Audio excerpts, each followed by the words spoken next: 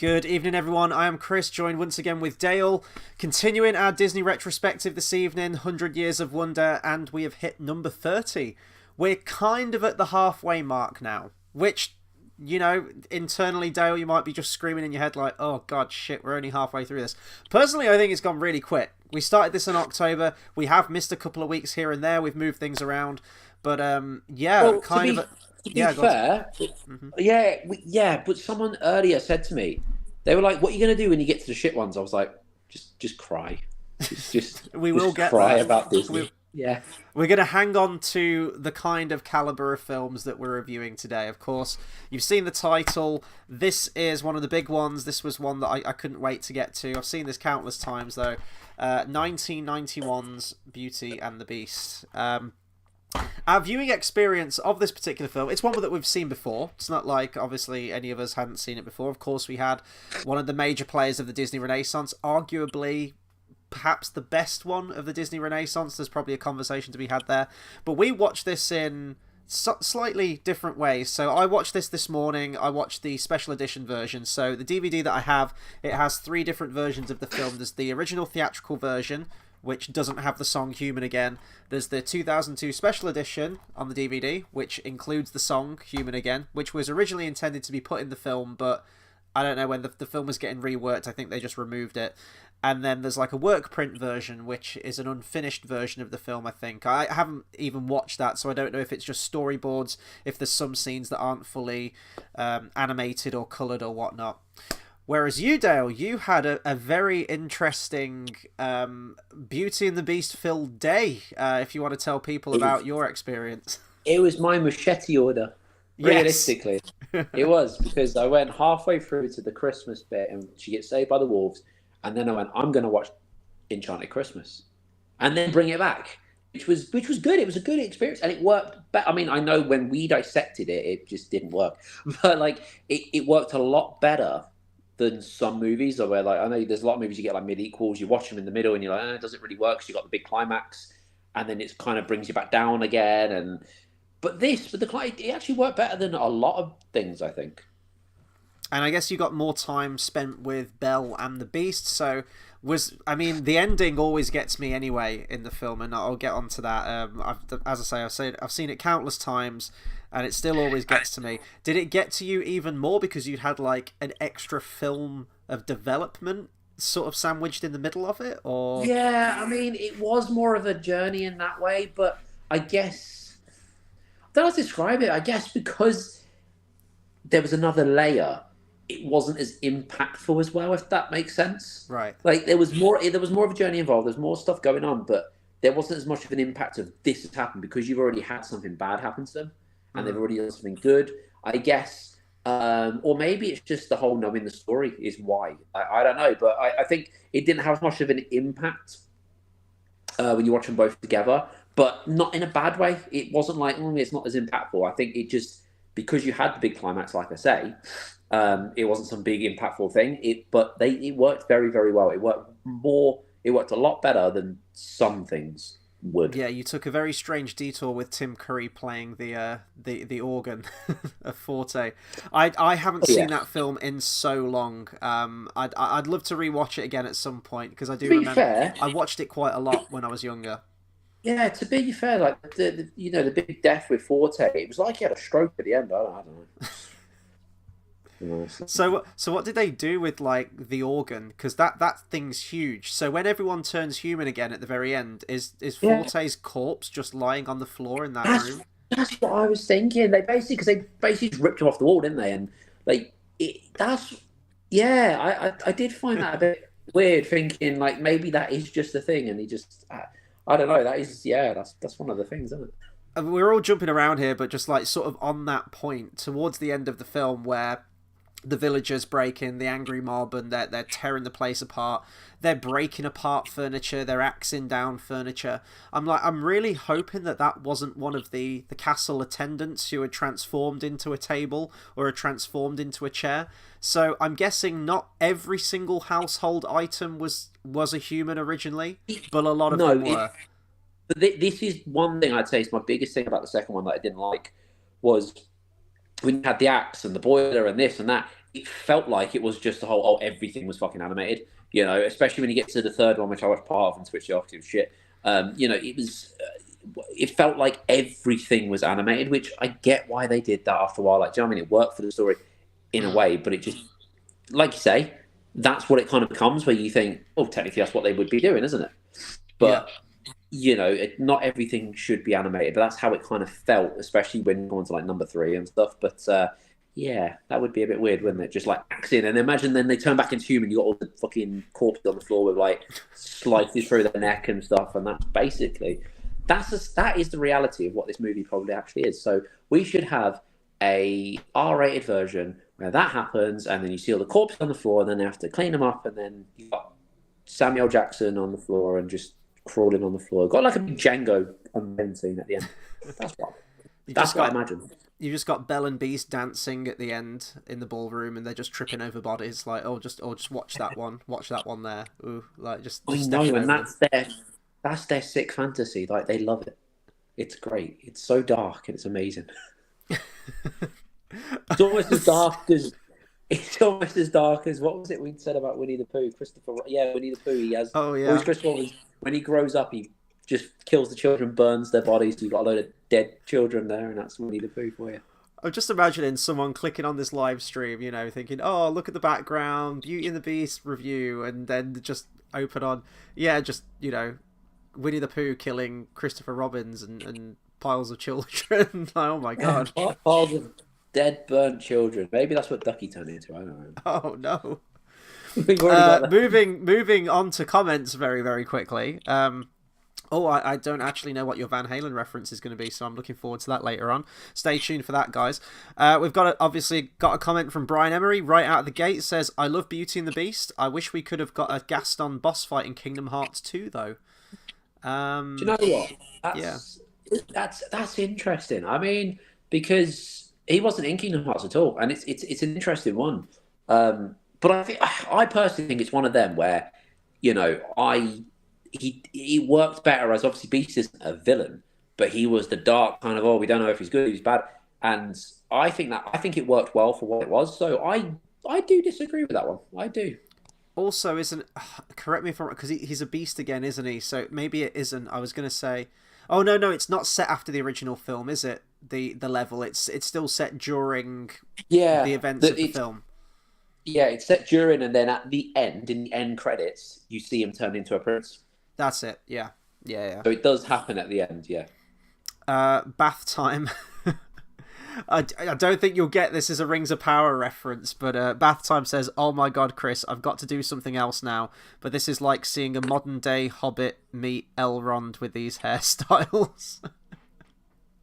Oh no, that's just a Lord of the Rings reference. I thought he was going to talk about. I thought he was going to talk about Rings of Power. Yeah. So you're the Hobbit, I guess, because you've got the hair. Although you were talking about shaving all your hair off, which makes me very upset because you shouldn't do that. Well, I was, because I had a shower this morning and I was washing my hair and I was like, it's a lot of effort. If I just shaved it, I wouldn't have this.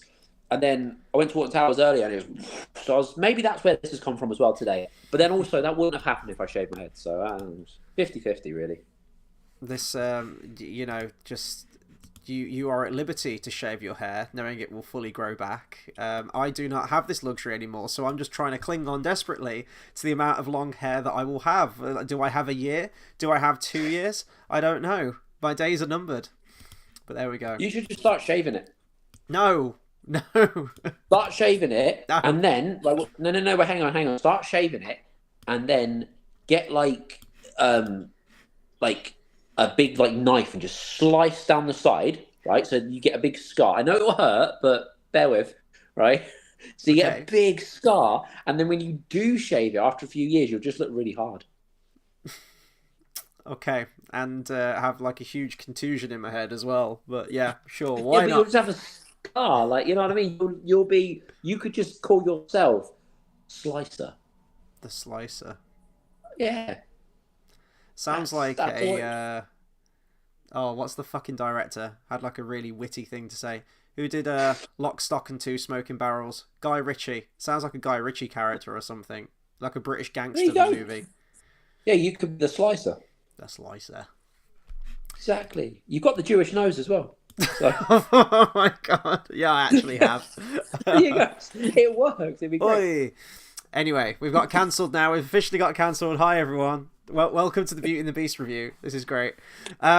So this film, the director, I actually never really paid attention to who made this, who directed it, who wrote it, or anything like that, despite it being easily one of my favourite animated films of all time. Possible contender for being my favourite animated film of all time. In fact, yes, I think I would go so far as to say that. I was going to say, would it just be in my top 3? I think this is probably my all-time favourite. The two directors on this are sort of like a duo. They work on a lot of projects together. So it's Gary Truesdale and Kirk Weiss. Now, I checked what other Disney projects they'd done, and they've actually directed arguably some of the best. They've directed my other favourite Disney film. Honestly, Beauty and the Beast and Hunchback of Notre Dame are sort of like back-to-back for me, and they directed that film as well. And they also directed Atlantis: The Lost Empire, which is kind of an underrated gem, really. I think I'm really looking forward to going back to that one. So just quality, 3 quality Disney films as far as I'm concerned. Then I was reading as well, this film, which surprised me, and I don't know how true this is the first Disney film to have a screenwriter on it. By Linda Wolverton did the screenplay. Now I thought, well, hang on, because you've got a script for every other Disney film we've reviewed. Like, surely you've had a screenwriter. But apparently I read that most of it is written on the storyboard itself. I imagine almost like panels from a comic book. And I guess that counts as the screenplay. I don't know how true that is, and I'm almost certain that's probably not true, because you've got Oliver and Company, Basil, you've got scripts. So, but yeah, I read that this was the first one where they hired a screenplay and wrote that first and got that finalized, and then they went into the storyboard stage after it. So yeah, I don't know how true that is. But this film is... We talked about Little Mermaid having a huge impact, and then there's the lesser-known Rescuers Down Under. Go and check out our review for that, by the way. More people need to see Rescuers Down Under. It's phenomenal. But it is that forgotten one, and then I think they just... They saw the success of The Little Mermaid and that formula that they had, and Jeffrey Katzenberg at the time, the chairman, Disney chairman, wanted to recapture that magic, down to the fact that he brought on the same people doing the music, Alan Menken and Howard Ashman, and he wanted to push for it to be a musical, because originally this wasn't going to be a musical. They had a director on board before.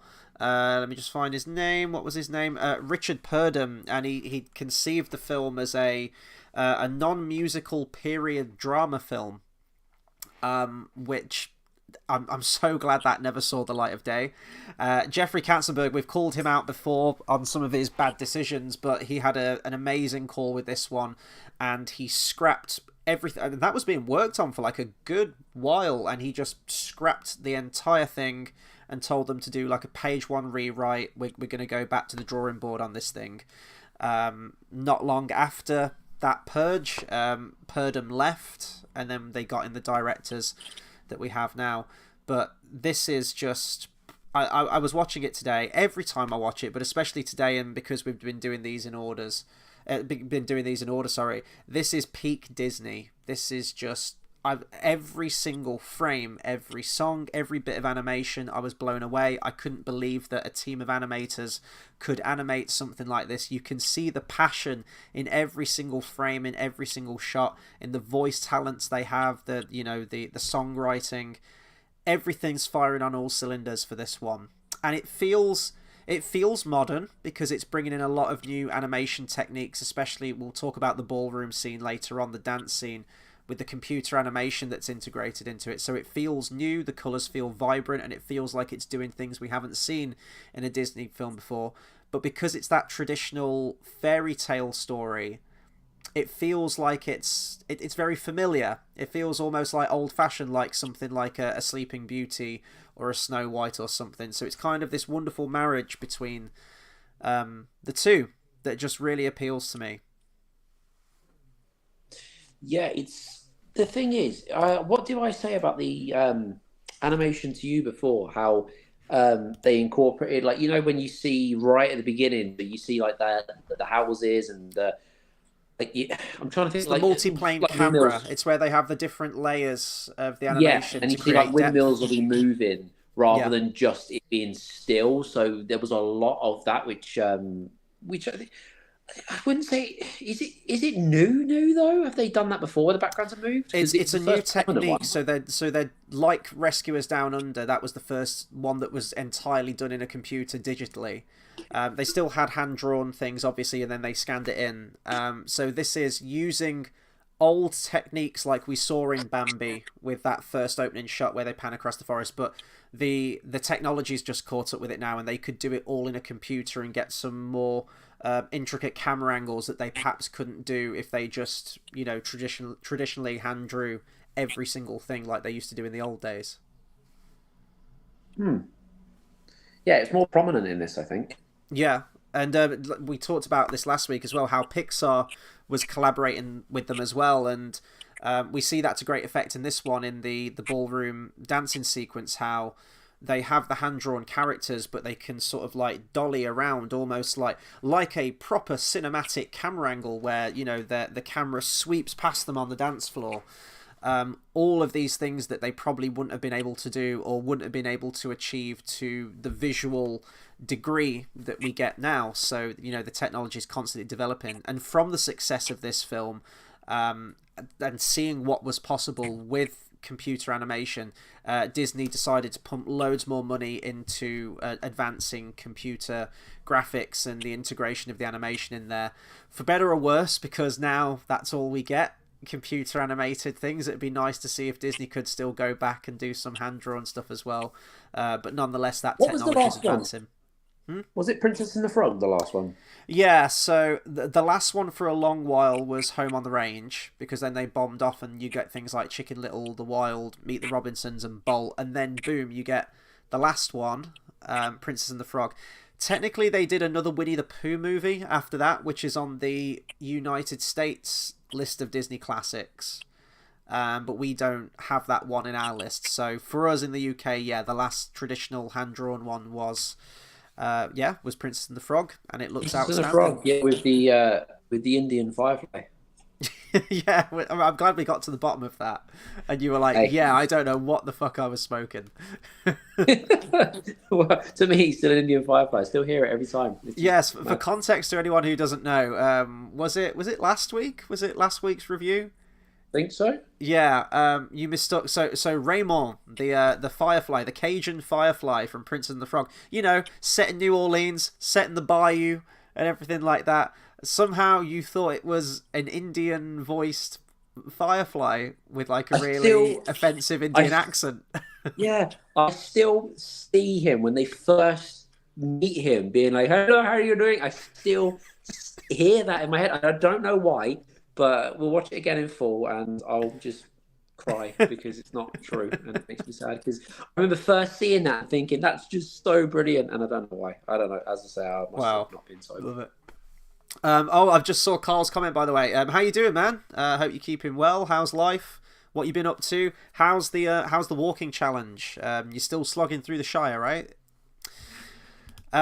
Yeah. So let's go into it. So the impact of this film is second to none. I mean, this kind of changed everything. Certainly in the awards circuit for films, and just the notice that this film got. So, at the box office worldwide, it grossed 331 million against a budget of 25 million. So massively successful, widespread acclaim.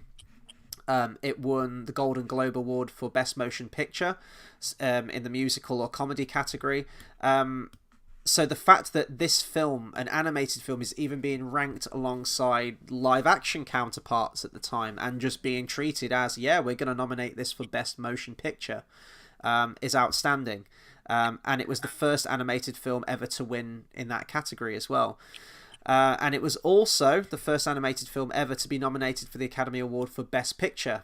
That was at the 64th Academy Awards. And again, to put an animated film... At that point, they didn't have a separate category for Best Animated Feature. So this was just put alongside some of those other films. Actually, I'm just going to check what other films it was up against that year.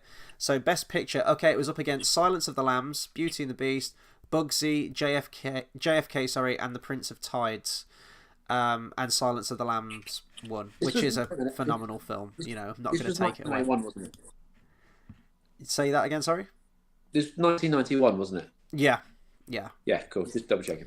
So it was nominated for that, and it did win some Academy Awards for the music. Best Original Score for Alan Menken, totally well-deserved. And Best Original Song for Beauty and the Beast. But there were some other nominations as well for Belle, Be Our Guest, and for Best Sound as well. Launched a Broadway musical, as we mentioned, sequels, and a very unfortunate live-action remake, which I don't really want to sully this review by talking about, from 2017. Huge impact on this one, and yeah, it's watching it again. It deserved every single one of those accolades. It really feels and felt like a passion project from everyone. I don't really know where we want to start with this one, because there's a little bit more behind the scenes. One thing I would say, but yeah, it was meant to. Walt Disney tried to animate it himself, didn't he? Yes, I think Years back ago, in the 30s. Yeah, A long time ago. Just didn't succeed. I don't know why. I can't remember what he said. Like, he didn't succeed in doing it, but they he tried in the to. 30s and the 50s, I think, and they couldn't get the story working how they wanted to. And also there was I haven't seen this. Apparently there was a Beauty and the Beast film that was released in the 40s. So that might have kind of put the kibosh on things if a fairly recent film of Beauty and the Beast had been released and they didn't want to bring one out. That hasn't stopped Disney before, though, with certain things. As I said, oh no, DreamWorks are making an animated film about ants. Let's do one about A Bug's Life. You know, so you do get things coming out at the same time a lot of time. It's all right because Bug's Life is better. So, no, Ants is better by a country mile. But I do like Bug's Life. Let's start with the first time watching this thing. Do you have a specific memory of watching this film? Because mine's kind of weird with this one. Don't remember specifically. What I do remember is when what might have been the Diamond Edition? Special, I don't know, but there was a limited edition.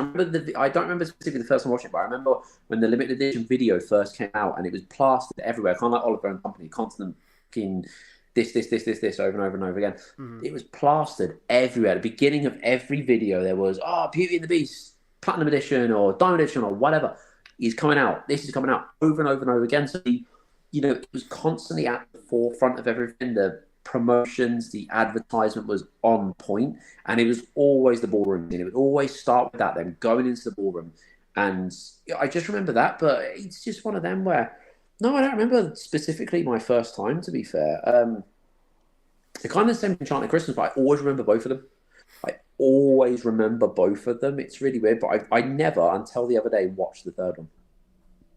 And for good reason. It was a failed TV pilot, I believe it was. 3 little vignettes or 2 vignettes stitched together, as is usually the case. But, there are worse movies out there. There's Last Jedi, that was terrible. Yes. There was, what I mean? There's a lot, it's not as bad as we're probably making out. It's just kind of, the animation's a big drop. It's very, for me, the biggest thing was there's too much chemistry between the two of them, and it's like, but the whole point is they're supposed to be growing as characters throughout, and obviously it's set in the middle. Obviously they can't set it afterwards because it's not Beauty and the Beast, it's set afterwards. But it has to be set in the middle, and there's just so much chemistry that you kind of look at it and going, but the end hasn't happened yet. What I mean? So I guess it was just lost on that. Whereas the second one, that you could make that, it's like, cool, you got one movie, you can't hammer it on, you can't go more. It's like, okay, you've got one movie, cool, that works, but you can't do another and another and another and another, and that's basically what they did. But no, I don't remember specifically the first time I saw it, to be fair. I just always remember it being there. I actually can't remember the first time that I watched this film, which is outstanding now because this is my favourite animated film of all time. You'd think I'd have some kind of, defining inception moment of when I first watched this film, and I really don't. I remember Enchanted Christmas a hell of a lot more, to the point where I'm thinking now maybe I watched that before I even watched the original Beauty and the Beast. I never had it on video from a very young age, and it wasn't until the special edition was released on the, when you had sort of like the thicker blue cases, like these kind of cases. I think I've got one here. This is Emperor's New Groove. But like when you had these like chunkier blue cases, and you have like the little Mickey Mouse logo on the side. And it was a Beauty and the Beast one of that special edition, and that's when I watched it for the first time. And even when I watched it, I don't remember having a particular fondness for it. I gravitated much more towards, like, you know, as I've said, Aladdin, Hercules, Mulan, and just the more exciting ones, I guess, and not so much the traditional fairy tale ones. I always thought, oh, Beauty and the Beast is the girly one, and I just never really connected with it all that much. And it wasn't until many years later, when I was in high school, when my school was doing a school play production of Beauty and the Beast. And back at school, I used to play the violin through secondary school. So I played violin from year 7 till 13. I never used to practice, but they asked me to play in the orchestra as like second violin. The score was like ridiculous. The score was like grade 8 and beyond, and I was like, what, grade 2 or 3 at the time. There was no way in hell I was playing even a fraction of the notes on that page, but it's just to get everyone involved. So I was doing, you know, rehearsals and playing the music, and that's when I really got attached to it, was doing it through the school, and just the music just blew me away, and being a part of that in some way, it kind of stuck with me a lot. And I've got a lot of fond memories of that part of my school life, like in the orchestra, and especially that school play. And then I think probably around that point, that's when I watched the film, and I kept watching the film, and then I had, you know, that love for the film grew more and more, and as I got more of an appreciation over the years for animated films, just realising the impact that film had, and just how gorgeous the animation is.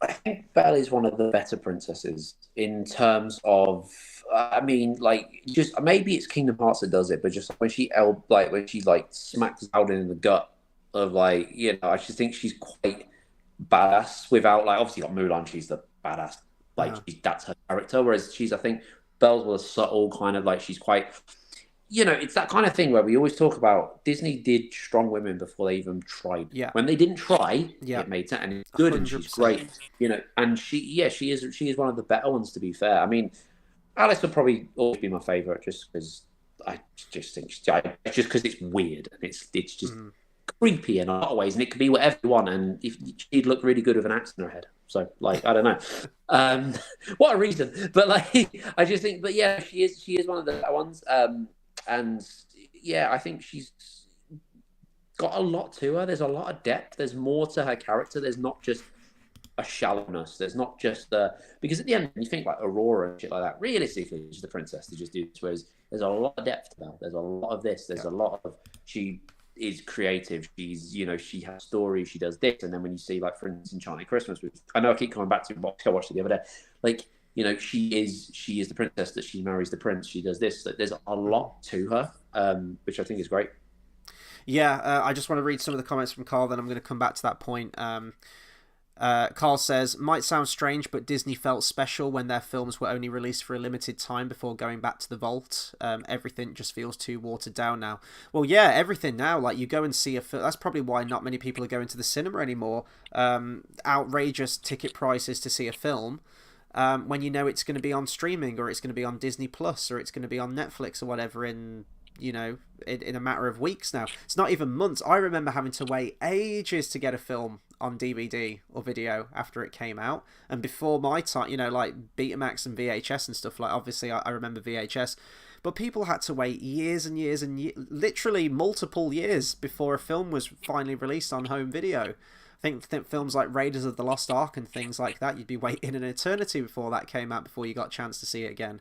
And now we only have to wait a matter of weeks before it's just, you know, it's everywhere, it's so available. Which might not be, I mean, you know, it gets the film out, people can see it, but it's, it feels like less of an exclusive thing. And I don't know how much of that is to do with Disney. I feel like that's just how movies and streaming services are going at the moment. Yeah, everything's on demand. Yeah, because you used to have, like you say, you go to a cinema, you see a movie, and then it's like 12 weeks, you've got to wait another 12 weeks for you till you can get it home, you can watch it again. There was a nice kind of, and then, like, because now you watch a movie once, realistically, like you watch it and you go, all right, cool. Whereas before you'd watch it, maybe it's the difference between being a kid and being I don't know, but you go to cinema, you watch it, then you wait 12 weeks, it come out on DVD, and you go, oh, I want to buy that, and you watch it again. So you had that kind of period. So yeah, the one thing that I think great, not well, the thing about the Disney Vault was you'd have one on the Disney Vault, and that was like the really expensive one when it came out on DVD or video or whatever. Now they're all sort of like the same price, aren't they? But I haven't bought a physical Disney movie in a while. Mm. I mean, So I buy the physical ones just for my collection, but as soon as they change that house style, which they do, yeah, I won't be collecting them anymore. That'll be it, I think. Carl also says music is everything. Even things like Star Wars wouldn't have been the same without the soundtrack. Oh god, yeah. Music might be one of the most important parts, if not the most important part. I would say, obviously, you got to have a lot of other things. Having animation on the screen is also nice, but the music, especially with Disney and the Disney Renaissance too, it just, yeah, that's the memorable shit to me, is the music and the characters. And speaking of character, yeah, I want to go back to Belle. Belle is my favourite heroine, female animated character of all time, easily. I absolutely love the character. The voice actress as well, Paige O'Hara. So they actually originally wanted the voice of Ariel. Probably that same, the formula that worked before. Let's just try and get as many of those assets back again. It's Jodie Benson, isn't it? I think did Ariel. But they wanted a more mature sounding actress. They said like a woman rather than sort of like a girl's voice, which is weird because Jodie Benson was, I want to say, in her 20s or 30s, wasn't early 30s at least when that came out. I might be wrong, I might have the ages wrong there, but I know she was aged up a lot more in real life than what Ariel's character was. Ariel's meant to be 16, but the voice actress was like a lot older than that. Paige O'Hara was of the stage, and I don't know if she was of the screen, but definitely like a prominent theatre actress. And that's what I like about these Disney films, is that they didn't go for sort of massive celebrity names. Now they go for celebrity names, and you hear the voice and you go, oh, it's that person.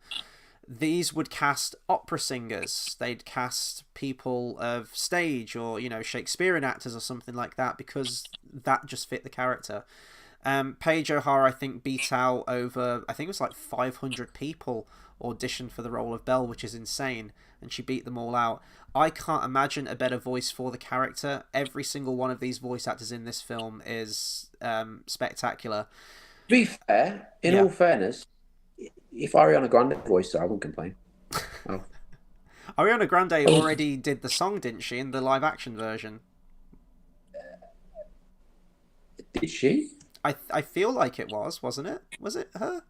It was her and oh god, I've forgotten his name now. He was in La La Land. Yeah. Hang on. I swear she gonna did. Google it. The 2017 one. And it was awful. You know what? I try to block out, don't say bad things about her. I try to block out that movie in my head. Well, while you're finding that... It was an awful movie. It was an absolutely despicable movie, which ruined everything.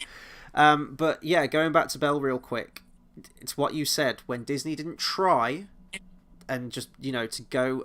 now, like, if they were doing this, she'd be, like, obnoxious, she'd be doing everything. She wouldn't need the Beast to save her from the wolves. She'd be beating them all back herself, and that's how they do it now. That would be like modern-day Disney. The Beast wouldn't be coming to her aid. She'd have the upper hand in everything. Oh yeah, it's John Legend. There you go. Yeah, that's it. She did. Yeah, I remember this briefly. Yeah, and it's just such a feminine strength that she has. Introduced to her character immediately from like the big Broadway style opening song. She wants more. It's the I Want song. She doesn't fit in with everyone, and that's a very unique character right from the off, that she feels very isolated in the community that she's in. But she's headstrong. She's, she is empowered, and it's not done in a really obnoxious way like everything is now. That is just the character. And she has weaknesses, and she has frailty, and she does show emotion. And she is, very womanly too. And she's just a very nice character, and I think that's what I like about her. She's just so nice, and as I say, she is sassy. The bit where I love that back and forth where the Beast has just rescued her from the wolves, and the wolves have like scratched up his arm, and she's tending to his wound and bathing it. And she's like, well, if you wouldn't have frightened me, I wouldn't have ran away. And he's like, well, you shouldn't have been in the West Wing. And she's like, well, you should learn to control your temper. Like, she's not afraid to stand up for herself, and I really like that. And then there's like really subtle moments where she's just so caring and attentive. That scene being one of them, but the scene that I always appreciate is the dance scene, the ballroom dance scene. It's iconic for every good reason. It's probably my favorite scene in the film. And just how the two of them come down the stairs, because she's never been in a gown like that, so she might feel a little bit awkward as well. The Beast feels very awkward. He doesn't know how to conduct himself, and she almost leads the dance at the beginning. She steps forward and goes, right, he's a little bit awkward here. I'm going to help him out. She's like, right, your hand goes here around my waist, and my hand goes there, and then it's just. It's fucking perfect. Everything about it, even the subtleties. The bit where they're at dinner and they're eating the porridge, I guess. I think it looks like porridge anyway, whatever they're eating. And, she's proper etiquette. She's using the spoon, and the Beast probably isn't used to it, or just physically can't because of his massive paws now that he has. And then she goes, okay, well, we'll just sip it from... And it's just without dialogue, and it's just so nice. Yeah, so... I can't say enough positive things. I'm just fawning over this character. Well, not that I don't get, but Beast, he's got his fucking teeth and everything like that. He looks like a bulldog, really, when you think about it. Right? Now, if you put them, the fucking live action one made this Beast, fucking. God.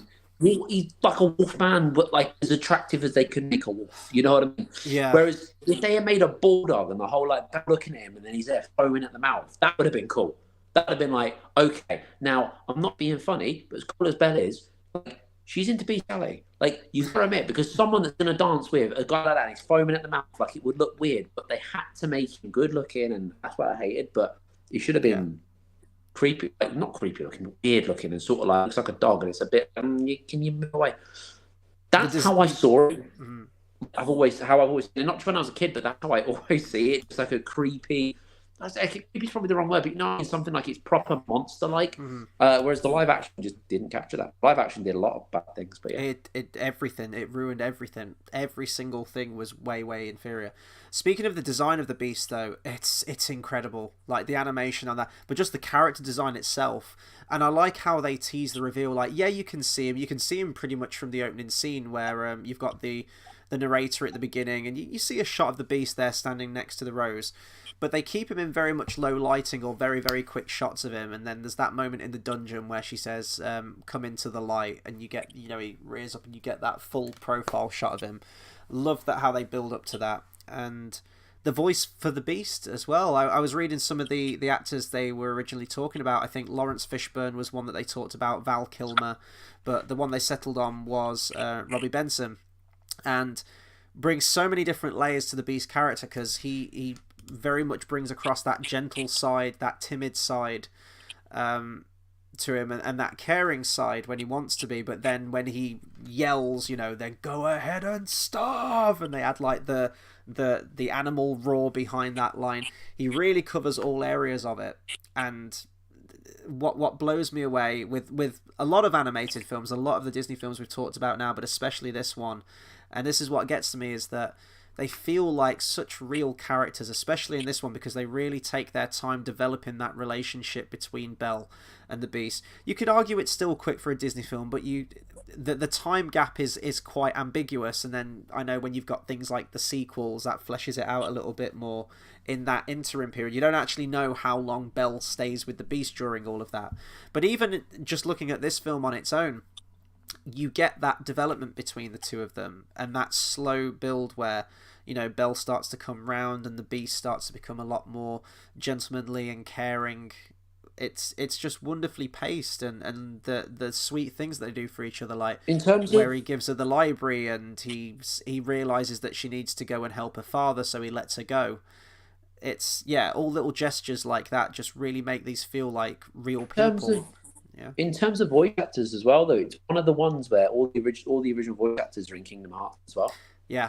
So it's rather than, obviously, things, people like Johnny Depp from, in Pirate Caribbean and stuff, they're not that's going to be too expensive for them. I get that, or maybe not just expense, but time consuming. Like Johnny Depp is going to have time to do this. Like, do you know what I mean? I get those things, but it's one of them where they actually have a lot of them. Because every time, obviously, being a big Kingdom Hearts fan, as you know, like I do look at who voiced them, think, oh, did they get the original voice actor here? Did they get the original voice actor? It's one of the ones where I think I don't want to ever say 100% every single one was the original, but like because probably one or two that's not, but pretty much 99% of it, they're all the originals. You got the Beast, you got Belle, they're all from the original movie, which was quite cool. And I also found an interesting fact.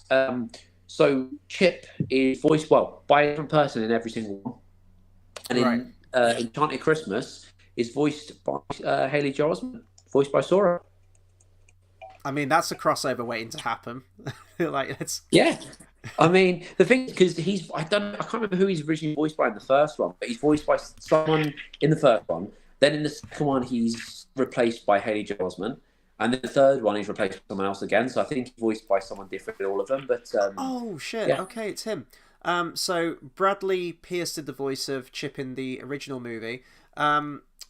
Peter in Jumanji, the first movie, alongside Kirsten Dunst, the brother. Oh, it's him. Oh.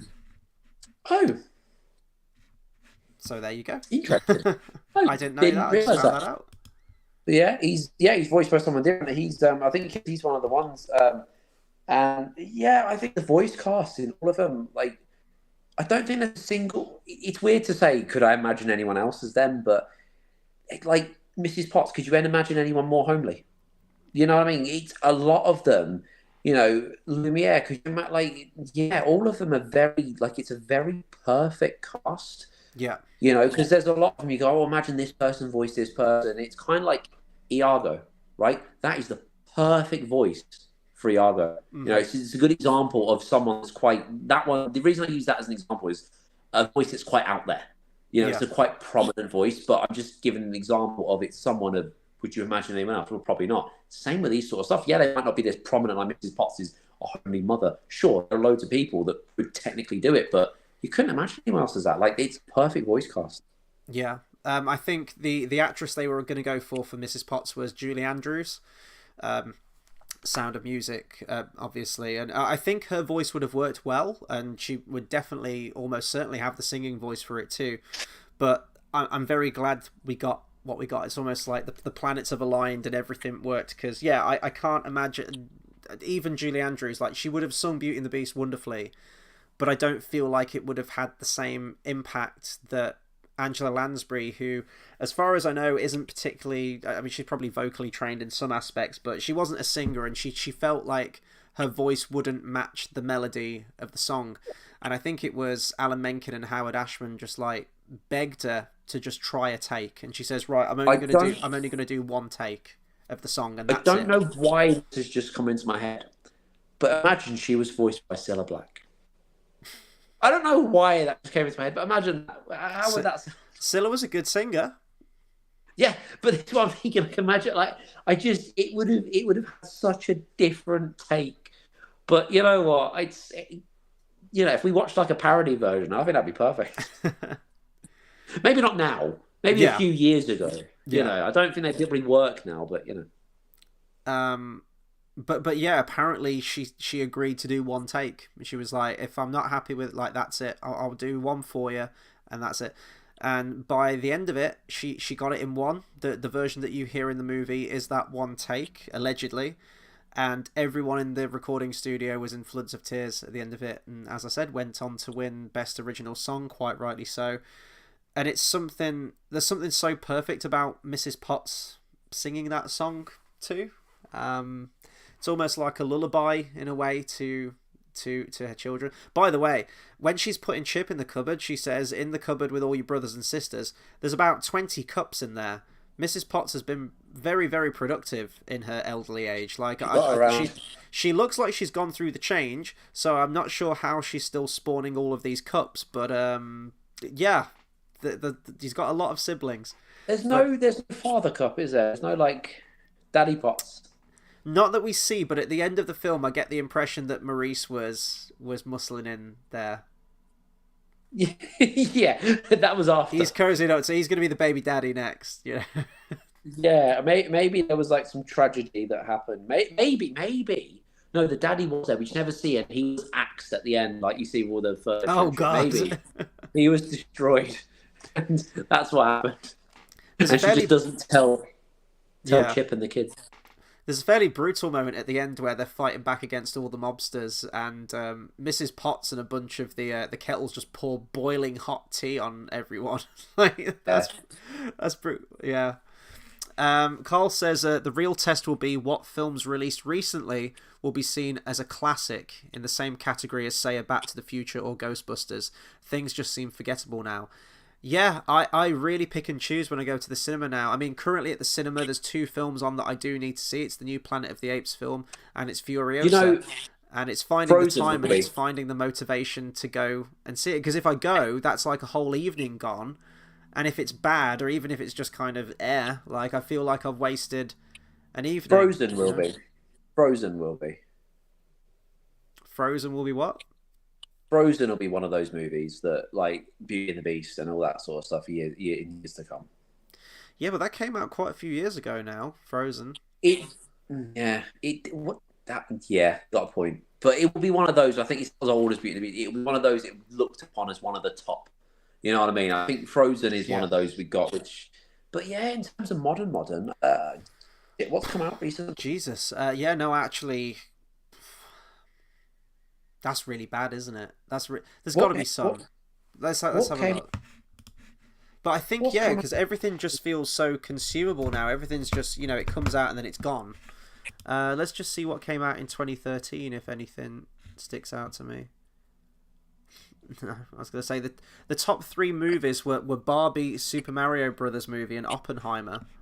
Now, I enjoyed Oppenheimer for what it is, but I don't think it's going to be a classic. It's kind of like I did first think Joker, but then I thought, yeah, but it's not. I don't think it's one that's going to stick around for a load. I haven't gone back to it much. I mean, I know that's just me not going back to it.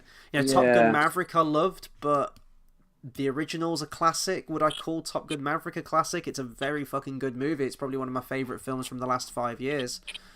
But yeah, it's just a really Once Upon a Time in Hollywood. Yeah. I mean, I think that's kind of an underrated one. I don't know if everyone loves that movie. I adore that film. It's my favourite Tarantino film. But yeah, no, it's the sign of the times, I feel, Carl. Or we're just getting old, my friend. We're becoming that. Then again, you don't know when something's a classic until years later, really, do you? So yeah. Side characters and everything like that, we've talked about everyone else, but Cogsworth, David Ogden Stiers, who will voice, I believe, Radcliffe in Pocahontas, the villain. Who else did he? Hang on, who else did he play? Continue. Sorry, I was just. And Jerry Orbach as well as Lumiere, fantastic voice, who died. I was going to say relatively recently, but he died in 2004. But I feel like who am I thinking of then? Maybe it's not him, but I seem to remember hearing that news. I don't know if it was about him or a different Disney character. And he passed away. But I wanted to talk about the villain, Gaston, because they really subverted, and now usually when I say subverted expectations, I'm thinking of shit like The Last Jedi, where it's done in like a really mean-spirited way. But this is a subversion in a way that I think is very clever and works for the theme that the story's telling. Almost quite blatantly, there's a line that Belle says in the movie where she's like, he's not the beast, you are, Gaston, or something. He's not a monster, you are, and kind of spells out the whole conceit of the character. Cogsworth, dude that voiced him, also voiced John in Lilo and Stitch. Oh, okay, cool. I didn't know that. Yeah, that's sweet. I'm gonna look forward to that one. That'll be a good one to get back to. I also watched that yesterday. Oh, what, the Lilo and Stitch? Yeah. Oh, the TV show, wasn't it? It was the TV show you watched. I watched both. I watched the TV show. Then I fell asleep watching the movie. I mean, you're gonna have to watch it again in a few weeks' time. It was fantastic. It was such a joy, that movie. But yeah, I'm really looking forward to getting to that one. But no, I didn't know he played Jumba. And he played the Penguin in Mystery of the Batwoman. Nice. I don't know that. Is that like a new Batman series they did? It's Oh, Mystery of the Mystery of the Batwoman. Batwoman. Oh no, Yeah, no, I do have that. No, I have that on DVD. yeah. Yeah, I was gonna no, I've say seen that that. was like, yeah, he played Penguin, Oh shit, I didn't know. which was cool. But yeah, yeah. Sorry, I've just got on a tangent of And was who else he played played by because Gandalf in the live action version, which was strange yeah, casting. you What know, was interesting was I did find this out, and I didn't realize the original voice actor they were going to go for Cogsworth was John Cleese, which I think would have worked actually really well. However, he turned the role down to play Qatar Wall, the villain in American Tail Fievel Goes West, which is my favourite Fievel movie. It's outstanding, very underrated. One of James Horner's best scores, I'd say, as well for that film. And John Cleese plays a fantastic bad guy in that. He's no stranger to animated films. He played Jean Bob, the frog, the French frog in the original Swan Princess movie, and he also played another frog of sorts in Shrek 2. So yeah, he's done animated characters before, but yeah, he just turned it down to do that one. Probably made the wrong decision there, because out of the two, An American Tail, Fievel Goes West, and Beauty and the Beast, both phenomenal movies, but one is definitely more popular, stood the test of time, I think, than the other you one. know what? As much as yes, he made the wrong choice, he still gets driven home in a limo every night and sips champagne. So Yeah, he's fine. He's absolutely fine. Absolute national treasure. What was I going to say? Yeah, but going back to Gaston, the subversion of the classic hero archetype in a Disney or even like a fairy tale. In any other film, Gaston would be the hero. He would be the one saving the princess. He is the handsome, dashing, rugged, adventurous, going into the heart of danger and saving the fair maiden. He's the one that all the women want, kind of thing, and that trait is something like you would get in a Snow White or a Sleeping Beauty or whatever traditional fairy tale thing you can think of, or hero's journey story. That's always the hero.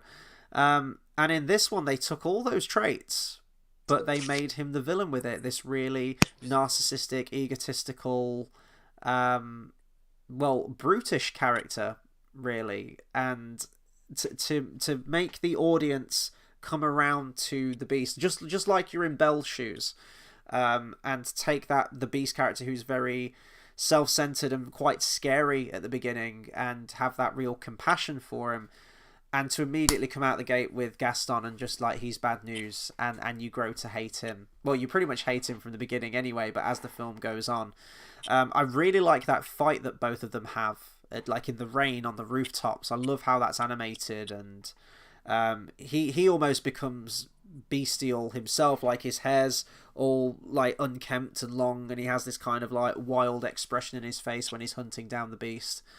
Yeah, it's that's an example of subversion done right, and I think it really he's works very for the similar theme. to Clayton in the way he moves at the end, like the whole the showdown kind of scene is very similar Yeah, to the Clayton stuff. yeah. The rain effect as well really reminded me of like old school Disney. I think there's a bit in, it might even be in Snow White or Pinocchio or something, where you have that like rain scattering across the screen. Or Dumbo as well had that, where they're putting the tents up, the big top, that similar kind of effect to it. One thing that I absolutely love as well, going back to the Beast and Belle's connection, is the transformation sequence at the end. The animation on that alone is outstanding. And I think I did read somewhere that I was hoping it was on the DVD. I did check. There's no, strangely enough, despite it being one of the major Disney films, there's no real behind the scenes in the making of. So maybe I'll watch this on YouTube somewhere. But I could be wrong. I feel like it was either a Japanese animator, or they got a bunch of them from Akira. I think I might be. I don't know if this is like false information or something, but there's like a body horror transformation scene in Akira, and they use that same animator to animate the transformation sequence of the Beast into the Prince. And it's just great how you have like the paw going into the hand, and like the beam of light coming out the fingertips, the sort of high-heeled wolf-like, dog-like hind leg, and that extends into a human foot. And then the hair billowing in the wind as he transforms into the Prince. It's so seamless, and I think I've seen that in like a flip book style where you actually see the pages that someone has hand drew every single frame of that, and you can't even imagine animating every single bit of like fur around his neck as it billows in the wind. It's one of the best animated sequences I've ever seen, and so many people I've seen watch this scene, and it just goes to show how far they made you connect with the Beast character. That when he transforms into the prince, they're all really sort of deflated, like, oh, I went to see this film actually in 3D at London. I think it was at the BFI back in like 2016, I think it was. And the back row, there was a couple of women on the back row, and when he turned into the prince, they were like, oh, I kind of fancied the Beast actually. but I've heard that from a lot of people, like they connect with the Beast. And I've heard some people say that the prince, how he's animated in the face, looks a bit terrifying actually, looks a bit alien like. That shot where he does the quick turn towards the camera. I don't know how you feel about that. He does look a little bit weird. I'll agree with that. Do you know what? I think it's weird because I like the animation of this, but I think this is the most, out of all of them so far, there's a lot of animation that feels weird to say out of place, but there's a lot that's very like, example again, I'll go back to the second one. You have Forte.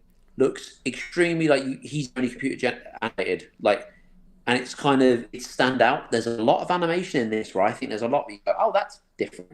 Do you get that, or am I just? Do you have any specifics or?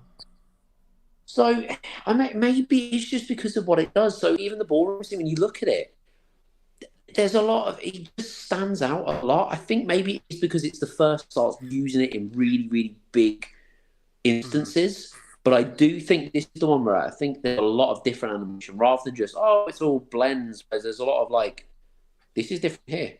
Okay, this is different. Okay, this is different. I don't know whether it's because this far through it, I'm analysing every bit of animation ever. Maybe that's why, I don't know. But I think this is the most prominent, that every single piece of animation you look at, you go, oh, that looks nice. It's very different, if that makes sense. Mm-hmm.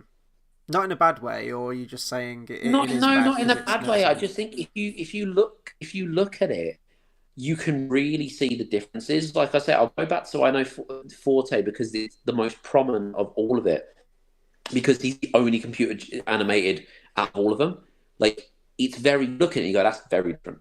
Same with the ballroom scene. Like, you might look at it, and you compare it to the others, you might go, that's very different. That looks very different here. There's a lot of that going on in this, which I did find. I think the main scene is the dance sequence where the entire background is computer generated.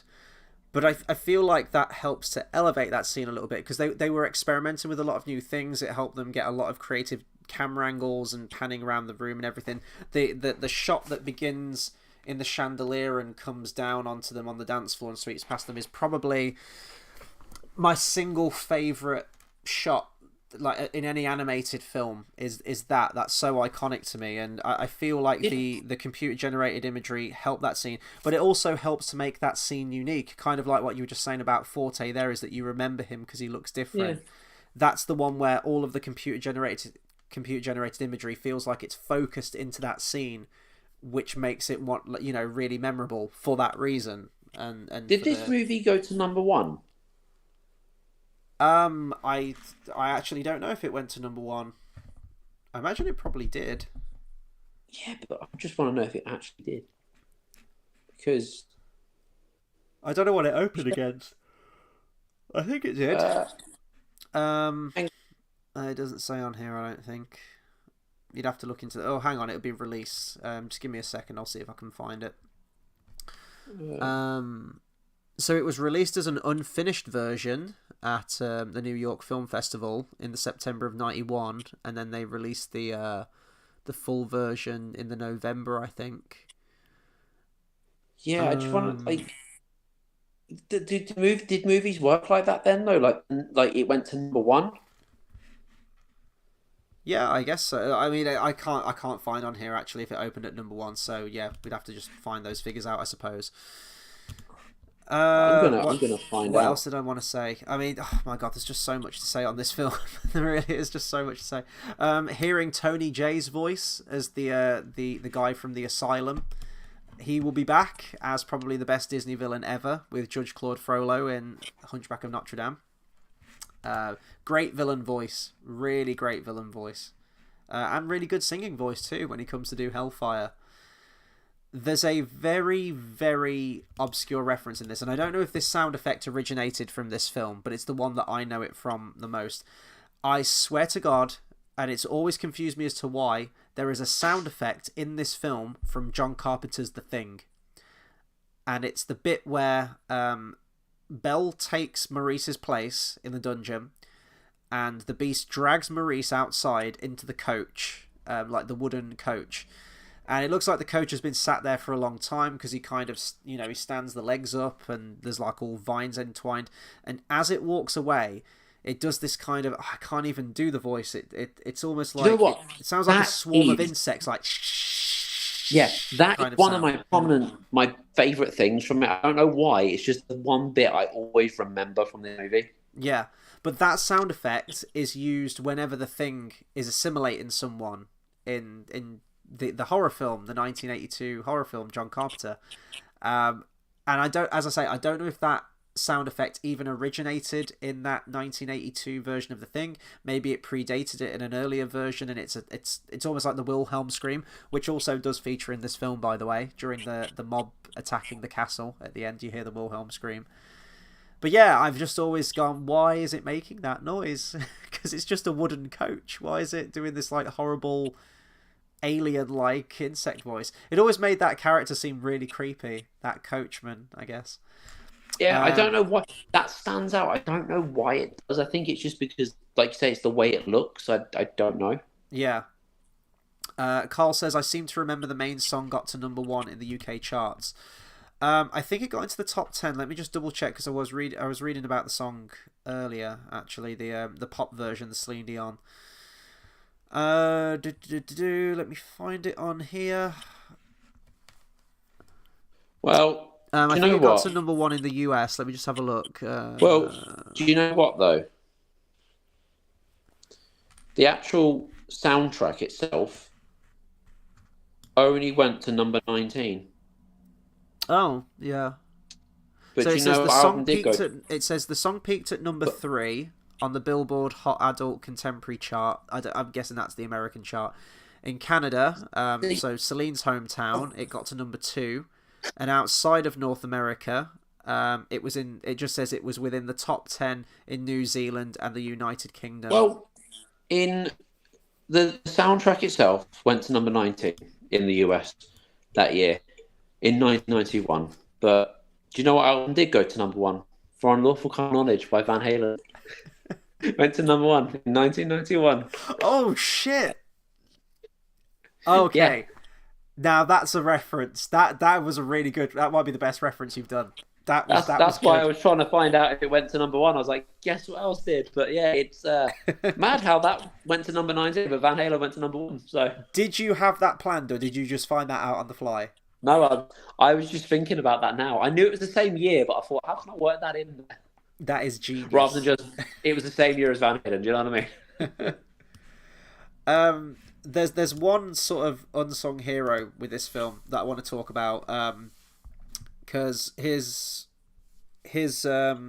work on this film, not just this film but Little Mermaid as well, is incredible and needs to be talked about. I think the film is even dedicated to his memory too. So it's the combination of Alan Menken and Howard Ashman. So Alan Menken did the music and Howard Ashman was the lyricist, and the two had worked together before on what's it called? I was going to say, no, not Rocky Horror Picture Show. Little Shop of Horrors, sorry, the stage film and the film before it.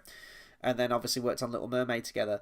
Now, around this time, I actually think even during the time of Little Mermaid, Howard Ashman knew that his days were numbered, because he was battling sort of like AIDS-related complications at the time. I mean, it was massive, wasn't it? Sort of like in the 80s and the 90s. and he agreed to work on this film. I think he tentatively agreed to work on this film though, because he was focusing a lot of his efforts on Aladdin. So even during this time, they would probably have been doing like the early preparation on Aladdin as well, and that was his passion project, and that's the one that he wanted to work on. But they reached out to him to do this film too. They moved one of the offices to New York where he lived, so he could continue to work on the film. And he never actually got to see the final film. I believe he saw a work print of it, an unfinished version of the film, but he died 8 months before it was properly released. And there's kind of a sweet moment here, and I'm just gonna, if I can find it on here, let me find the actual quote. Let's see if I can find it. So it was right when he was on his deathbed apparently, and the film was released. I want to find this direct quote.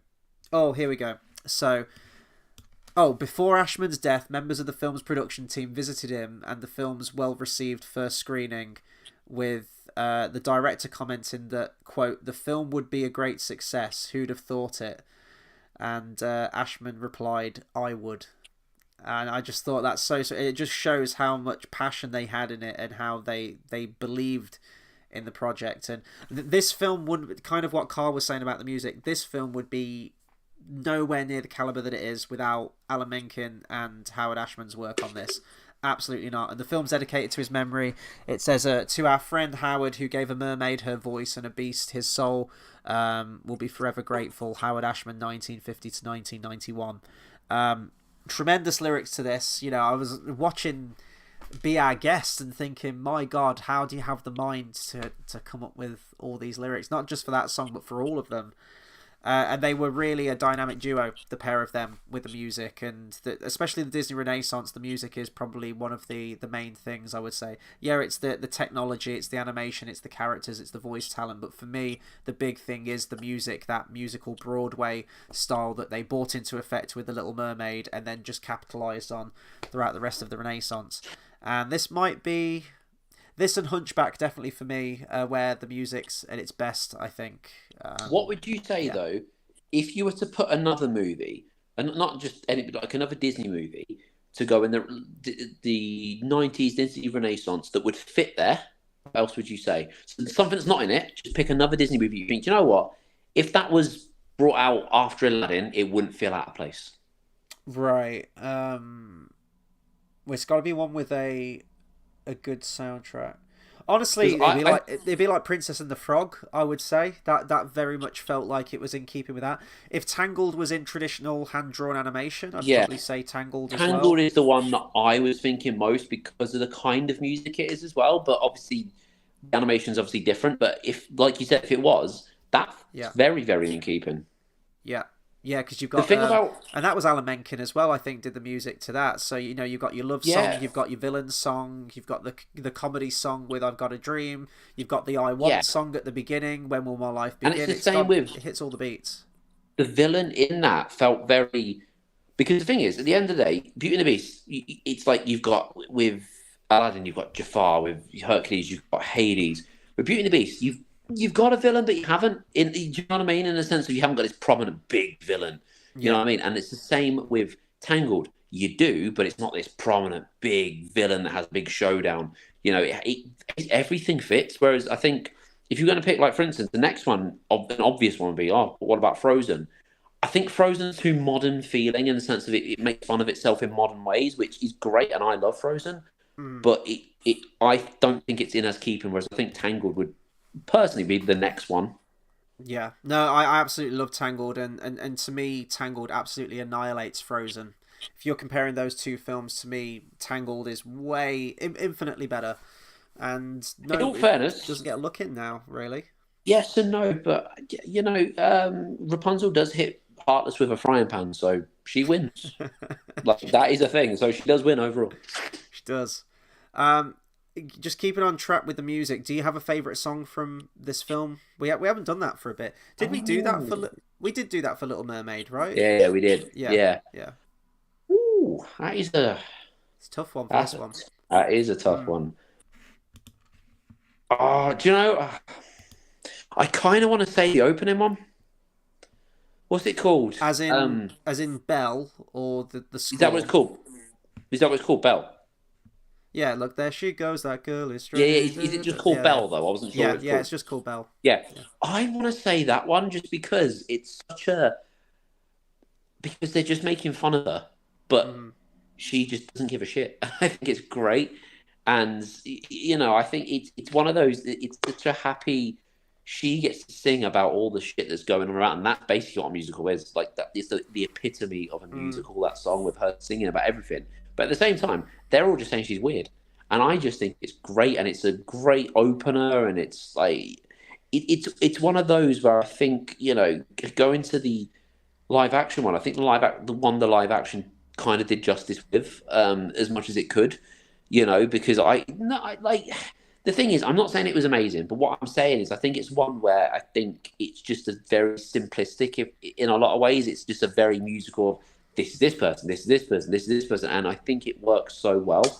I would say that. And you have all those token characters in the 2017 version. You have Emma Watson's awful auto tune voice all the way through it, sounding like Hey, a robot. if you get to see Emma Watson dance around, I'm happy. Um, I'm a happy man. I really like Belle as well as a song. I am gonna go really cliche with this one, and it's Beauty and the Beast. I actually really like the pop version with Celine Dion, but I'm probably just Well, gonna the have to give Ariana it. Grande version, No, no, no. because that's what I'm going to listen to as soon as we're done with this. Because I feel like I It's didn't give it as much so attention as I should. fucking bad compared to the Celine Dion and Peebo Bryson one. Hey, But it probably when we be when it. Go on, when sorry. Wicked comes out at the end of the year, we get more Ariana Grande singing. So I'm Oh, happy. wonderful, lovely. Get that defying gravity. Um, yeah, so it'd probably be Beauty and the Beast for me. There is something about that song, and I want to do like an analysis on the harmony at some point. I don't know what it is. I don't know if it's just nostalgia. I don't know if it's like thinking of memories of being back in that orchestra at school and having fond memories of it and the film itself. Within the first couple of bars of that song, I'm gone. I'm getting misty instantly. Just from the first few piano chords and that's it. Done. Stick a fork in me. I'm done. I'm actually at a Disney concert tomorrow in Birmingham, and they're going to play that song, and manly tears will be shed. I'm not afraid to admit it. So it would probably be that one. But I also, if we're talking about the score itself, so that's song. If I'm talking about the score, I really love just right from the beginning of the transformation sequence all the way through like the outro. Love that. But I also really like that the prologue, which is kind of like the. I don't want to say it's the main theme of the film because the main theme is Beauty and the Beast, but it's that like Yeah, at the beginning, and it's like really mysterious, and it's like on the piano, and it plays throughout the movie as well. This little leitmotif. I think it usually plays. Is it like the Roses theme? It's like whenever they're talking about the petal. I think it might be to do with that, perhaps. yes, it is. It is. Yeah, I adore that melody. It's just it's really mystical and mysterious and just you think fairy tale but it's just a really nice melody. The whole score absolutely deserving of the Oscar. I'm so glad it won. But yeah, everything, even the transformation sequence. I've seen this film hundreds of times. Like, I know it's a Disney film. He's gonna live. Of course, he's gonna live. It's gonna be a happily ever after. But every time he's like, I'm glad I got to see you one last time. And she's like, don't say that. You'll be all right. I'm like, oh god. I'm like crying and shit when I'm watching it every time. And I know what's gonna happen. I know he lives. It's fine. Oh, actually, that probably explains the Forte thing. I was gonna say, because there would be a dead body on the floor. But technically, the Beast does die, and she says "I love you" right before the petal falls, which lifts the curse. And I guess it doesn't just turn him into a human; it also brings him back to life and seals a stab wound. So, I'm guessing Forte would be fine. That conversation would be awkward afterwards, though, wouldn't it? I mean, yeah, It's but like the you whole tried to idea was kill us. Forte wanted to remain a big organ for some reason. I don't know why. Well, we do. Well, it does. It's a bit weird. It's a weird plot point going. Oh, but I don't want to be human. But then again, he does say human. I think he says humanity's overrated, and I'm like, you know what? You're fucking right though. I agree with you there. Like, Forte's got a do you point. know what I mean? Yeah, but like at the same time, I did find the plot very just sort of like he was like, oh, I just want to be a big organ. It's Yeah. like, okay. Who were? Like, but then again, if someone turned me into a guitar, I'd be like, do you know what? I'm cool with this. And then someone went, you're not going to be a guitar anymore. I'd be like, excuse me. No. Right? You know what I mean? Like, someone did this. Now, I'm all right with it. Didn't really like humanity very much. I'm going to try out being a guitar. I Does that feel mean you like be there's a like? lot. Does that mean you be playing with yourself all the time? I There's Well, not much would no. change really, then, would I it? was going to say, not much difference there. You know what I mean? Every day's a Saturday night, isn't it? That transformation sequence, I've already talked about Belle at nauseum, but the bit that just really seals it for me is like he turns into that prince at the end, and she still hesitates because she fell in love with the beast, and is the handsome, dashing prince at the end, and she doesn't rush in for the kiss. It's not straight in with a happily ever after. She looks really unsure, and she reaches her hand, like pulls it back a bit, and she's like playing with his hair a little bit just to see, and she's not convinced, and it's when she looks into his eyes and she sees those same eyes that she saw on the tapestry, and that she's connected with the beast, and she connects the dots, and it's that moment, and I'm like, oh, that's how you do it. That's how you do it. Perfection, absolute perfection. Which leads me on to Carl's comment right here, which I think is a very good talking point, and was a question I was asking myself more or less every single minute I was watching this film earlier this morning.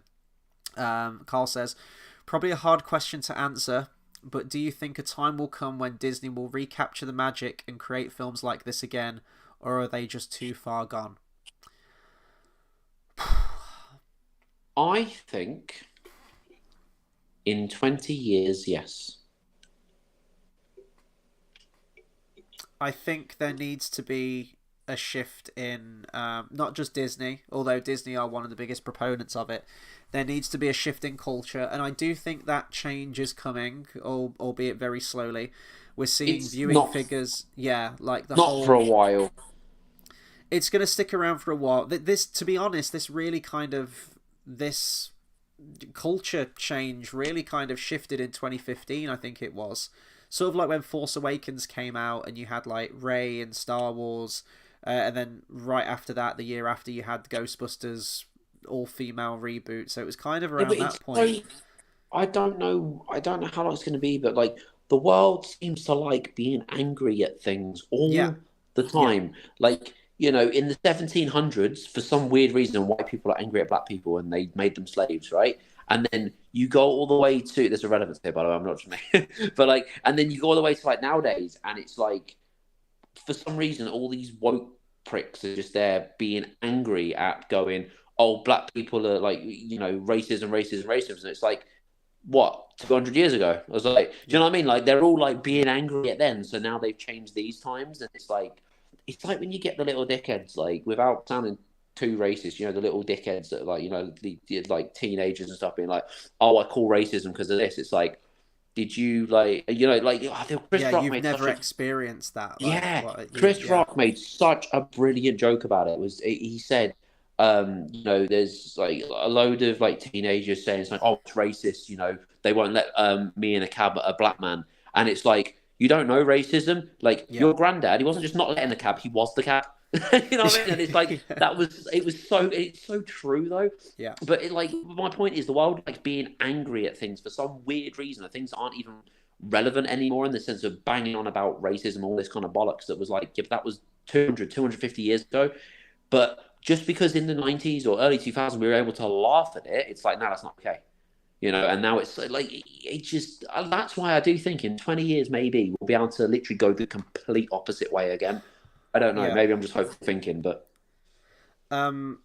it's this constant, it's this constant anger and spitefulness and pettiness and straight up narcissism. This whole I want to see myself represented in a given piece of media. I can't connect with this character. I can't see myself in this character, in the actions that they do and the story that's being told, unless physically that person is gay, is transgender, is black, is all of these things. Unless they are that on screen, I can't connect with it. And how fucking narcissistic is that? Like, you can't suspend, and that's the whole conceit I know, of and media and how yeah. like how up yourself do you have to be as well to like complain and whinge when someone has a different opinion to you? Yes, Like, you know what I mean? It's yes, like, or cancel you for an opinion. This guy right here, like it's fine to have a different opinion, but just have like a fucking adult conversation about it. Don't just like lambast someone with, hateful labels and things like that just because you disagree with them. Have a I fucking find it, conversation I about it. find it so dumb as well. Like, you get the whole like, all this kind of thing, because realistically you've got these people out there, like, if I was to say a woman belongs in the kitchen, right, people go, that's sexist, right? Cool, I agree, that's the sexist thought, completely understand that, right? But they're the first to say that. Okay, fair enough. Now, if I personally, me, Dale, with a beard and everything, like, goes out there and goes, I'm going to wear dresses and I'm going to go and dance in the street, people go, do you identify as a female? Right? Weird, because it's like, so why would I identify as a female? Oh, because you're doing female things. So you're okay to say that's a female thing for females to do. Yeah, Yeah, when I say a woman's in the kitchen, that's sexist. Technically, you're the sexist one by saying that, right? yeah. It's all contradictory. It's all just angers me. It's everything's fucked at the moment. Everything's fucked, and it's widespread. It's not just Disney. As I say, Disney are definitely one of the biggest proponents of them. And if you see any kind of press coverage of take Acolyte for example, my God, that's like every single thing you can think of rolled into fucking one. When you watch any number of their interviews, and it's all agenda. There's no, like Carl's just mentioned. He says, there's such a difference with the way you talk about Disney with such fondness compared to how you talk about it now, and just don't understand why Disney go against the core audience. And yeah, it is a different way of talking about it, because to me Disney does feel like an entirely different company now, because it is. Their ideology has changed, their creativity and their output has changed, and their motive has changed. There's an interview with or an audio bite of Disney, and I'll try and dig this out for another week so I can quote it, because I'm going to be paraphrasing it. He says, we just want to create good, clean entertainment for the whole family, what everyone can enjoy, and if it puts a smile on your face and can make you forget about your problems for a while, then we've done a good job. And you hear him talk about that, and when I didn't know the guy personally. I know that he has some questionable takes on some things apparently, but reading as a businessman, he was quite savvy. He knew what needed to be done and what the audience would gravitate towards. He knew that shit. And now it's not that. It's not, we want to tell a story. We've got this passion project that we really want to tell. Now it's just like, right, let's just slap something together. Let's have this character portrayed as this. Let's have this agenda in there. Let's tick this box, this box, this box. Right, get it out there. That will please a very vocal minority. And that's it. But it's not actually like a story that someone's been wanting to bring to the screen for ages, or a writer having, I've written this screenplay and I really believe in this screenplay and I want to bring in all this talent and get these colourful, larger-than-life characters in there. There's none of that now. And it's totally different. Star Wars is absolutely decimated. James Bond decimated. Indiana Jones, Willow. My God, the list goes on and on of all of these IPs, all of these legacy characters that have been torn down. And I think this generation, you mentioned, like, they're filled with just like anger and resentment and everything like that. But it's also this constant need to subvert everything.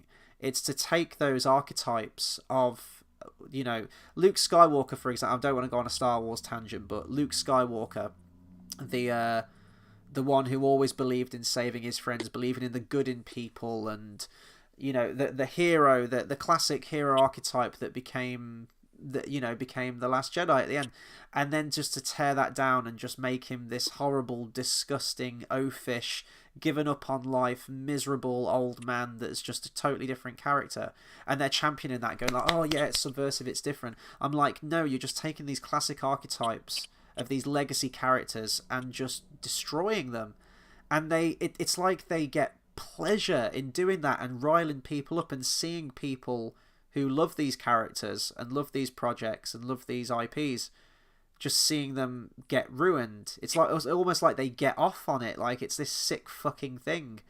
And until that changes, we won't get anything changed. Now, people think with their wallets, and studios move with their wallets. Disney, it's taken them a little bit longer to come around to their films aren't making money now. They need to wise up quickly, but they will. Marvel films are losing money and aren't making as much. Their last few Disney projects have been in the absolute toilet in terms of how much they made, which is why they're resorting to sequels now to try and bounce back. So there is a shift. Doctor Who rating, I know that's... Well, actually, no, it is on Disney, isn't it? It is on Disney Plus, I think, the new Doctor Who series. The viewing figures for that have been the worst they've ever been in the 60 years of the show's running. So things are changing. I think, people are thinking with their wallets more. And when that lasts a little bit longer and it starts to dent their pockets a little bit, that's when we'll start to see a change, I think. But I think we're going to be here for a few more years, definitely. Thing is, you're going to have to get past the legality as well, because now, it got so bad where there are laws on things, whereas if someone says something, even just simplest thing, like if there's a gay joke in a TV show and someone complains, people will go, right, it has to be investigated or whatever. But it's the same thing, and this has been happening for longer than this shit's been going on. If someone speaks up enough and complains enough and whinges and cries about it, they'll get their way. Yeah. And it's like, oh, we have to, pamper them, and the world shouldn't be that way. And that's the world's worst enemy. And I think that the issue with that is that's been going on for a long time now, longer than this has been going on. And as long as that keeps going on, things like this will keep happening, because it's one of those things where if someone makes a song and dance enough about it, they'll get their way. And it shouldn't be like that. Well, I think, South Park are parodying it, the whole put a chick in it and make her lame and gay. If South Park are critiquing it now, and most people are, you're seeing all these trailers come out, like the Rings of Power getting ratioed, the Snow White and the Seven Dwarfs live action stuff that came out, like that was getting ratioed. People are wising up to it now, and you are seeing people sort of predict it. Something will come out, and like when the new Doctor was announced, and someone says, "Oh, let me guess, he's going to be black and he's going to be gay," and it's like, "Oh, well, yeah, he is." You know what I mean? Like it's becoming so predictable now. It's like, well, of course it is. Of course it is. It wouldn't be any different, right? And I think when it's at that stage now, where people have wised up to what they're doing and how predictable it's getting, I think that's when we'll get a change. And I'm hoping we get a change. I really do. I would love to see Disney go back to the highest of heights like they did during the Disney Renaissance, with really creative, original ideas and, taking animation to a new level. Hell, maybe even going back to basics and doing a traditional hand-drawn one using old school techniques or something like that. That'd be cool. And then we could just look at the last few films, like the last period of Disney, as another one of those blip areas. Well, granted, there was a world war going on at the time, but we were like, okay, well, it dipped there, but then they brought it back with Cinderella. Maybe we could just look at those few films and just say that, the CEOs at the time were just really misguided, and we're going with current trends. To be fair, Morgan Freeman said the best thing when someone asked him, how do we stop racism? He said, stop talking about it. Yeah. Yes. Yeah. It's the biggest thing. And this to me is just testament to Disney at its peak. And I mentioned this at the beginning, and even the background image we've got right here, which is the final shot of the movie with the stained glass window and the red flowers around it. It's moving it into more of a modern generation in terms of the technology and the animation style. They could add a lot more colours. They could get a lot more detail in there. They could get bolder with the camera angles and the cinematic story they wanted to tell. But there's also a reverence for what came before and what worked before. What worked recently with stuff like Little Mermaid, a couple of films before this, in terms of that formula with the songs and the Broadway musical style to it, but also in terms of how the story's told and what worked for those older fairy tale stories, even incorporating similar techniques, the multi-plane camera, albeit it's done in a more modern way now, but it's the same kind of technique. And when you watch it, there is this very much this marriage between old school Disney. It feels like an old traditional one, but then it also feels very new, even down to the fact, and I think this was down to the fact that they were rushed for time to get the film out, but the final dance sequence, literally like one of the final shots of the movie where you see them dancing on the ballroom, was reused animation from Sleeping Beauty, I think it was, or Cinderella, maybe, like the final dance. I think it's Sleeping Beauty, and they just reanimated over it. I think that was just to save time. But even in that, even going back to that film and reusing that, like your brain might have you might not have noticed it, but your brain did. Your brain's harkening back, thinking that shot seems similar to something I've seen before. Sleeping Beauty, old school movie, old school princess movie. So they're bringing that similar kind of vibe to it with this one, but still telling it in a new way. And I think that's what's so wonderful about it. But it's not very often when I say a film is perfect, and to me, Beauty and the Beast is perfect. I could not fault a single thing from this, from the animation, the voice talents, the singing, just the score, the screenwriting, everything. And this is like a 90-minute movie. I think, granted, that's probably like the extended version. It's simply sublime. I don't have any other words to say about it. It's just Disney at its absolute best right here. Who is your favourite servant? Oh, good question. I always liked Lumiere.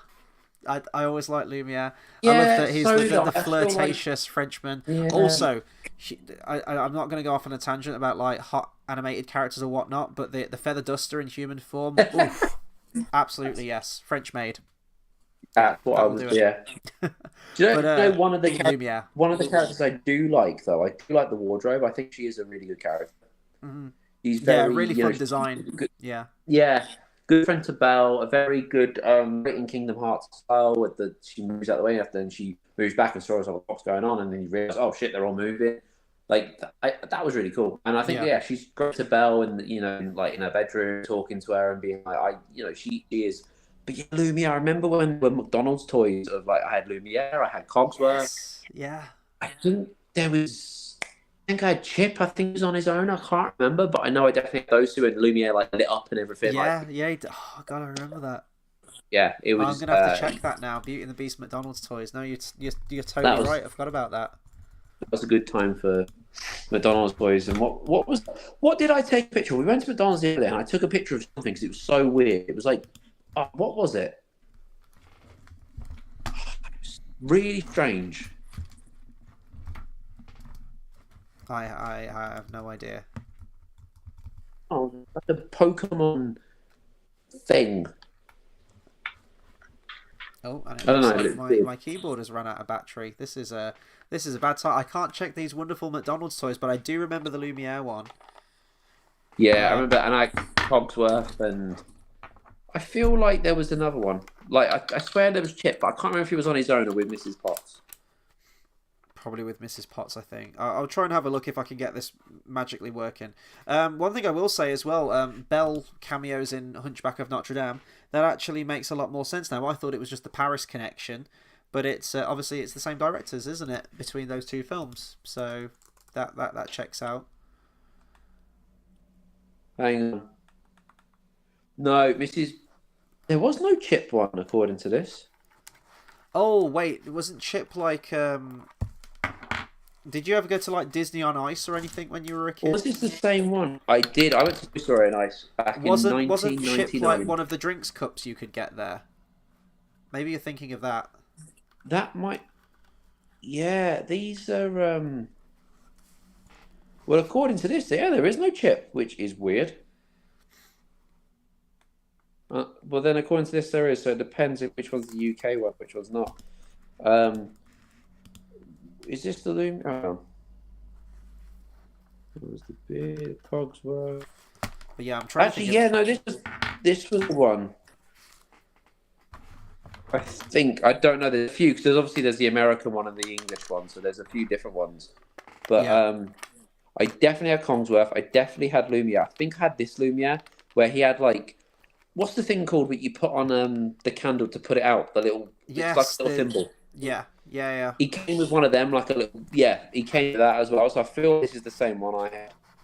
But oh, the memories. That's mad. There you go. That's another thing. Back in the day, McDonald's had really good toys. Now they don't have toys at all. Hang on, Beauty and the Beast. McDonald's toys. Trip down memory lane here. He lit up and everything. I think Yeah, that's the same Lumiere, one.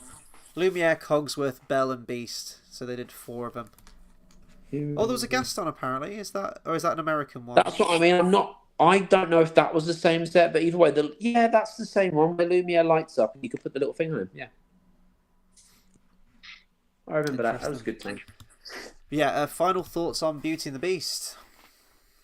I enjoy it probably not as much as you because I think my favorite is the one we're doing next. That is what I would say my favorite is. That's an excellent segue. So yeah, next week, as I say, the next 2 months or so are just going to be fantastic. They're all incredible. It's weird because there's a big part of me that wants to say Hercules is my favorite, but I think Aladdin takes it 100%.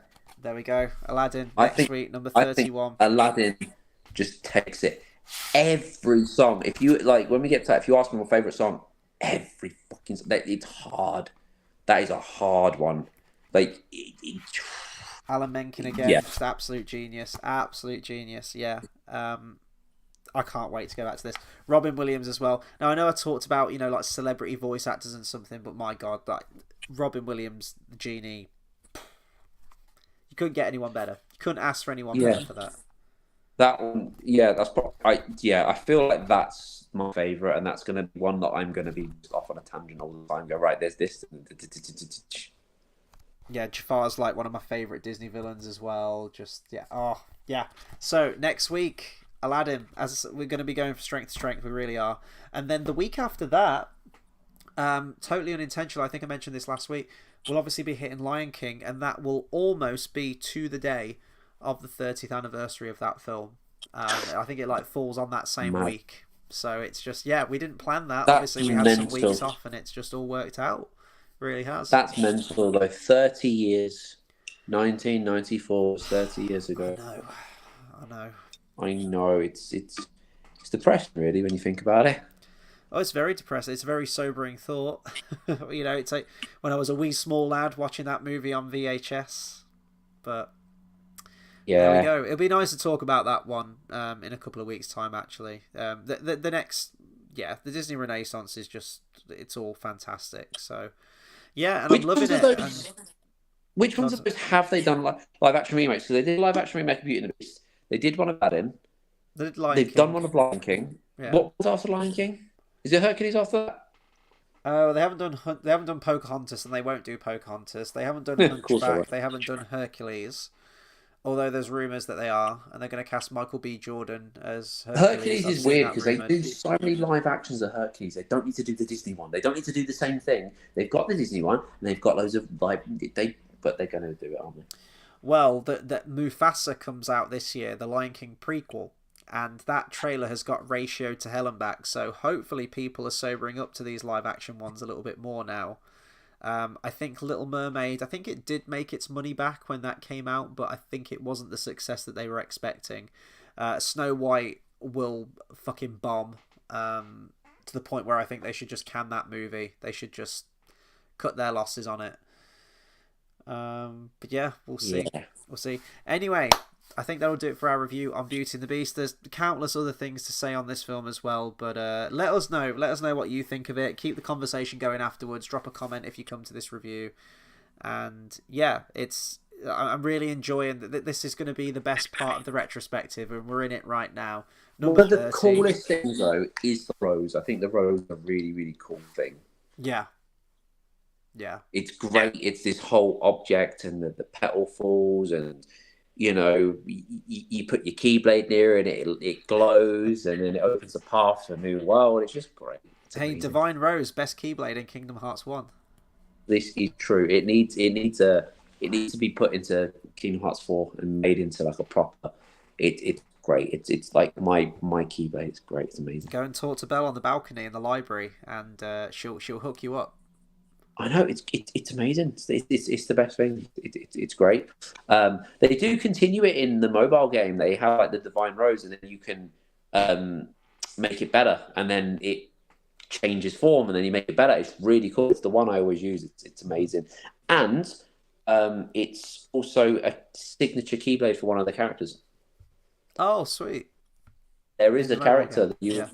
But you will see at some point that is his signature keyblade. Sweet. I will get round to it at some point. Couple of weeks. I'll have 2 months off, so I will be playing Chain of Memories and getting that done finally. Hopefully, I can get that done. Anyway, we'll round it off there, I think, for tonight.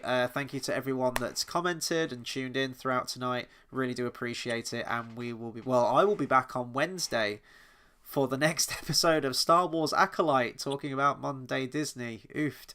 And this is going to be the episode with where Star Wars, the final nail in the coffin for Star Wars, is well and truly driven into that coffin. And then we'll be back next week. Probably the regular time, again, 8 p.m. next week for Aladdin. So, yeah, look forward to seeing you all there. Have a good night, everyone.